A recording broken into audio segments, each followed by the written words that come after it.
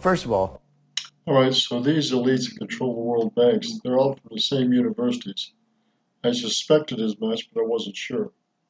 it's not a secret. We know who they are. It's Christine Lagarde, her first head of the IMF, her Yeah. first deputy managing director, David Lipton, professors like Larry Summers and Ken Rogoff at Harvard, public intellectuals here in the UK, Adair Turner, Anatol Kaletsky, Mario Draghi, head of the European Central Bank. So it's a collection of central bankers, finance ministers, academics, think tankers, and public intellectuals, and several hundred of them around the world who collectively run the international monetary system, because they either run the central banks or the multilateral institutions, or they're in and out of finance ministries, or they have a lot of influence. So that's who they are. They influence 90% of what happens. Or more. Exactly. Okay. So there's no secret that it's some other guy. We know who they are. Okay, so then what about the hooded robes part? And the answer is, they don't need that. You just say conspiracies fall apart, and they do. Conspiracies are kind of easy to spot most of the time.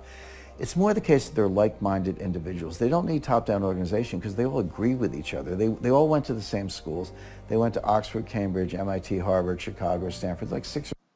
Wow, same schools. Let's see schools again.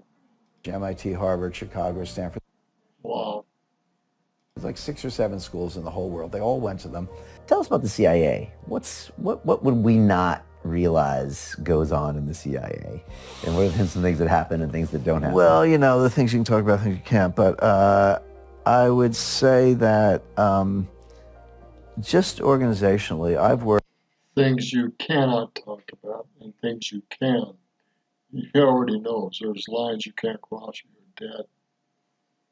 I started my career at Citibank when at the time they were the largest bank in the world, had offices in 103 countries, 300,000 employees, et cetera. And I've worked in startups, like 3 guys and an idea and a little seed capital. So I've worked in all size organizations. And the one thing I come away with is every organization has a culture. It's unique to that organization. Usually it's top down. The Greeks have an expression, a fish stinks from the head down, but that's true. But every organization has a culture. The culture of the CIA is different than any other organization I've ever worked with. And the reason is that there's so little they can say to the outside world that they end up, it's like a family. Everybody's their own frame of reference. You can talk more freely to your fellow agency, operatives or analysts, or as the case may be, than you can to your spouse. And so that creates a very insular world where when you're at headquarters and you're talking to peers, you feel like you're in a family, but when you go outside, it's like, well, I can't talk about that, or I can't say that, or whatever. So there's a very strong internal culture. Having said that, you're also trained to be aware of what's called social engineering, which is, there's a Starbucks on the main floor at CIA headquarters in Langley, and I've heard, I can't prove it, but I've heard it's the busiest Starbucks in the world, highest revenue Starbucks in the world, because it's open 24 hours a day, and you got a lot of caffeine junkies, and they're working 24 hours a day, or somebody's working, so this place is always, and I'm the kind of guy, I guess other people are saying, you're standing on line, you might chat with the person next to you, hey, nice day, what do you do, whatever. Well, you're taught to view that with suspicion. You're like, well, why does this person ask me what I do? Are they out of their lane? Is this a mole trying to pick my brain, follow me? And so there's a certain amount of paranoia, well-intentioned paranoia that goes along with so you have this family community where you can only talk to each other, but then you're trained to be suspicious of each other because you don't know who Aldrich James is. And then there's finally compartmentalization, which kind of goes to the social engineering thing I mentioned, which is, just because you have, beyond top secret, security clearances you wouldn't believe, doesn't mean you get to poke around. You have to start with a security clearance. That's the first hurdle. But then you have to have what's called a need to know. Like, why are you asking? And then if you can get over that, you get what's called read in. So you're read into the program. Maybe now you have access to something.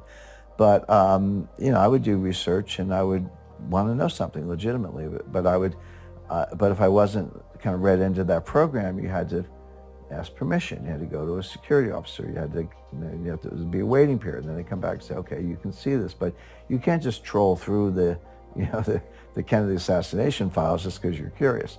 Those cultural markers of, a kind of a bubble, closed circuit family, very tight knit on the one hand, but trained to be suspicious on the other, amplified by compartmentalization, makes it a unique culture. I'll leave it at that. And then you have cases like John Bolton coming out of a classified national security meeting with a few notes on a legal pad and then standing up in front of a press conference, but you can see the pad on the camera. So it said like send troops to Colombia or something, because of Venezuela. So there are blunders. I think there's one like that in the UK. I don't know if it was Theresa May or somebody, again, getting out of the backseat of a limo, but with a pad with some visible writing on it. And then, of course, as an intelligence analyst, you're like, well, is that disinformation? They're doing that on purpose to make us think it's classified, but it isn't really, So now you're in what we call the wilderness of mirrors. Wow. Of course, he's with London Real, and again, disinformation, spies, bad information. What in the world causes? It's bad. So remember, the CIA source was spies from Nazi Germany, headed by Bush's. And they've done a lot of crap over the years, I can guarantee you.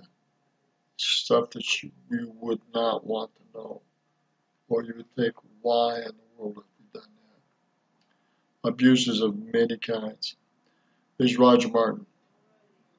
Always mistrust authority, especially when it has a lot of power associated with it. Again, there's Roger Martin from Billings, Montana. Good day.